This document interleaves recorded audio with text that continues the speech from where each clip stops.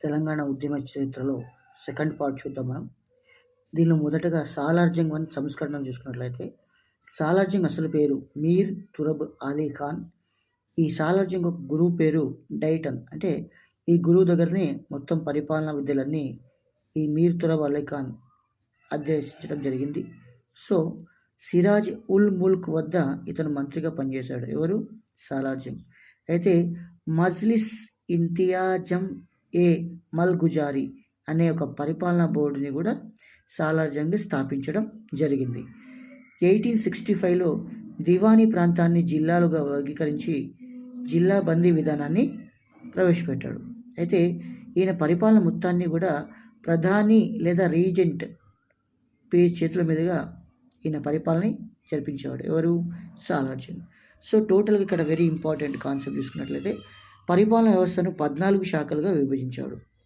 వాటిలో న్యాయశాఖ, రెవెన్యూ శాఖ, పోలీస్ శాఖ, ప్రజా పనుల శాఖ, విద్యాశాఖ, వైద్య శాఖ, పురపాలక శాఖ, సైనిక శాఖ, ఆర్థిక శాఖ, తపాలా శాఖ, రైల్వే టెలిగ్రాఫ్ల శాఖ, నిజాం వ్యక్తిగత సర్ఫేకాస్ భూముల శాఖ, రాజకీయ శాఖ, న్యాయ చట్టాల శాఖ. అయితే మంత్రులను సదర్ ఉల్ మహం అని పిలిచేవారు. ఈ మంత్రులు 4 మెంబర్స్ టీం ఉండేవాళ్ళు అన్నట్టు. ఈ 4 మంత్రులను కలిపి సదర్ ఉల్ మహం అని పిలిచేవాళ్ళు. ఈ 4 టీం మంత్రులు చూసుకున్నట్లయితే, ఫస్ట్ది నవాబ్ బషీరుద్దౌలా బహదూర్. ఇతను న్యాయం, జైళ్ల శాఖను చూసుకునేవాడు. సో రెండవవాడు నవాబ్ ముకరం ఉద్దౌలా బహదూర్. ఇతను రెవెన్యూ శాఖని డీల్ చేసేవాడు.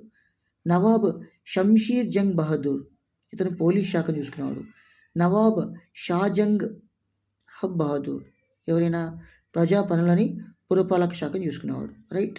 సో ఇక్కడ నవాబ్ షా బహదూర్ జంగ్ బహదూర్ అని, ఓకేనా, నవాబ్ షాహబ్ జంగ్ బహదూర్ ఇతను ప్రజా పనులు, విద్య, వైద్యం, పురపాలక శాఖను డీల్ చేసేవాడు. సో నెక్స్ట్ చూసుకుంటే రాజ్యాన్ని సుబాలుగా విభజించాడు. సుబాల్ని జిల్లాలుగా విభజించాడు. జిల్లాల్ని తాలూకాలుగా, తాలూకాలని గ్రామాలుగా విభజించాడు. రైట్. సో రాజ్యాన్ని రాజు చూసుకునేవాడు, సుబాలని సుబేదార్ చూసుకునేవాడు, జిల్లాల్ని కలెక్టర్, తాలూకాలని తాలూకాదార్, గ్రామాల్ని వతందారులు చూసుకునేవాళ్ళు. ఇది చాలా ఇంపార్టెంట్ బిట్ అండి. ఒకసారి ఎగ్జామ్లో అడిగాడు. గ్రామాల అధికారి కుతుబ్ షాహీల కాలంలో ఎవరు? వతందారులు. రైట్. నెక్స్ట్ శాంతి భద్రతలను కాపాడడానికి నగరాల లోపల కొత్వాల్ అనే పోలీసులు నియమించారు. రెవెన్యూ మంత్రి పేరేంటి? సదర్ ఉల్ మిహం ఏ మల్గుజారీ అనేది రెవెన్యూ మంత్రి పేరు. గ్రామ సేవకుని తలారి అని పిలిచేవాళ్ళు. సేతు సింధి అంటే గ్రామంలో 50 ఇండ్ల కాపలదారిని సేతు సింధి అనేవాళ్ళు.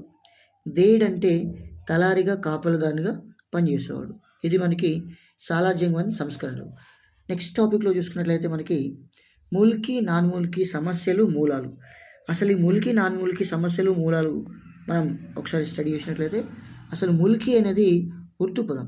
ముల్క్ అంటే దేశం అని అర్థం, ముల్కీ అంటే స్థానికుడు అని అర్థం. సో ఈ ముల్కీల సమస్య బహమనీల కాలంలోనే స్టార్ట్ అయింది.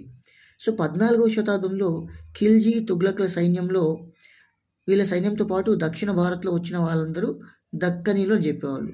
సో వీళ్ళ దక్కనీలు అంటే స్థానికులను పిలిచేవాళ్ళం. సో వీళ్ళు సున్నీలు అనమాట. అఫాకీలు అంటారు. అఫాకీలు అంటే స్థానికేతరు, నాన్ లోకల్స్ అనమాట. వీళ్ళని షియాలు అని పిలిచేవాళ్ళు. మహమ్మద్ గవాన్ బీదర్లో జన్మించిన యూనివర్సిటీలో విద్యార్థులు, ఆచార్యులు, అఫాకీలు వీళ్ళందరూ కూడా ఉన్నతమైనటువంటి ఉద్యోగాల్ని సంపాదించడం జరిగింది.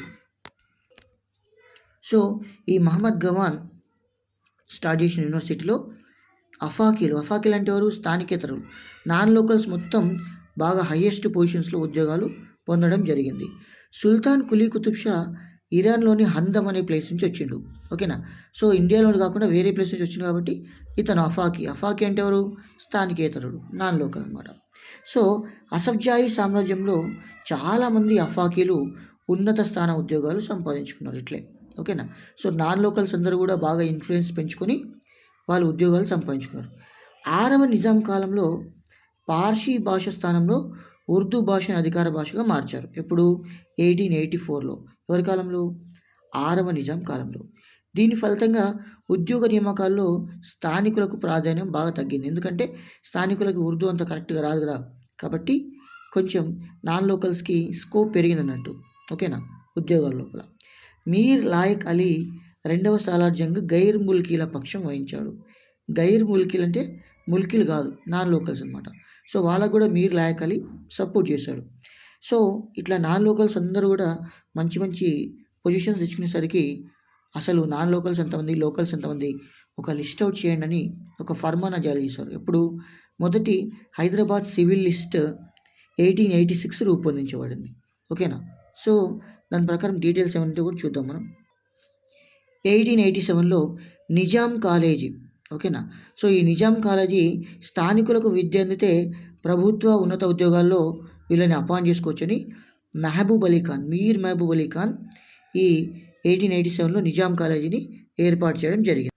నెక్స్ట్ చూసుకుంటే 1888 గజెట్ ప్రకారంగా స్థానికుడిగా గుర్తింపు కోసం 2 కండిషన్స్ ఏంటి, 12 సంవత్సరాలు ప్రభుత్వ ఉద్యోగం చేసి ఉండాలి, లేదంటే కనీసం 15 సంవత్సరాలు లోకల్గా స్థిర నివాసమై ఉండాలి. అట్లయితే అతను స్థానికుడు, లోకల్ పర్సన్గా ట్రీట్ చేస్తారనమాట. 1901లో బ్రిటిష్ వాళ్ళ ఒత్తిడి వల్ల మీర్ మహబూబ్ అలీ ఖాన్ కాసన్ వాకర్ను ఆర్థిక కార్యదర్శిగా నియమించాడు. ఇక్కడి నుంచి స్టార్ట్ అయింది నాన్ లోకల్స్ అనే వాళ్ళందరూ కూడా మన దగ్గర బాగా పాతుకుపోవడం. కాసన్ వాకర్ ఇక్కడ చూడండి, నాన్ మూలికలని విచక్షణ లేకుండా నియమించాడు. ఇక్కడ మన లోకల్ హైదరాబాద్ స్టేట్స్ లోపల నాన్ లోకల్స్ని బాగా ఇతను అపాయింట్ చేశాడు. సో ఇలాంటి క్లిష్టమైన పరిస్థితుల్లో 1901లో మహారాజా కిషన్ ప్రసాద్ ఇతను స్థానికుల కోసం ప్రాధాన్యత ఇచ్చి చాలా బాగా లోకల్స్ గురించి ఫైటింగ్ చేశాడు. కాబట్టి ముల్కీల గురించి బాగా ఉద్యమం చేసిన వెరీ ఇంపార్టెంట్ పర్సన్ మనం తీసుకుంటే మహారాజా కిషన్ ప్రసాద్ 1901లో. ఓకేనా. నెక్స్ట్ వీడియోలో 1919 ఫర్మార్ గురించి తెలుసుకుందాం. నెక్స్ట్ పార్ట్ తొందరలో వస్తుంది. సబ్స్క్రైబ్ చేయండి ఛానల్, వీలైనంత 10 మందికి షేర్ చేయండి.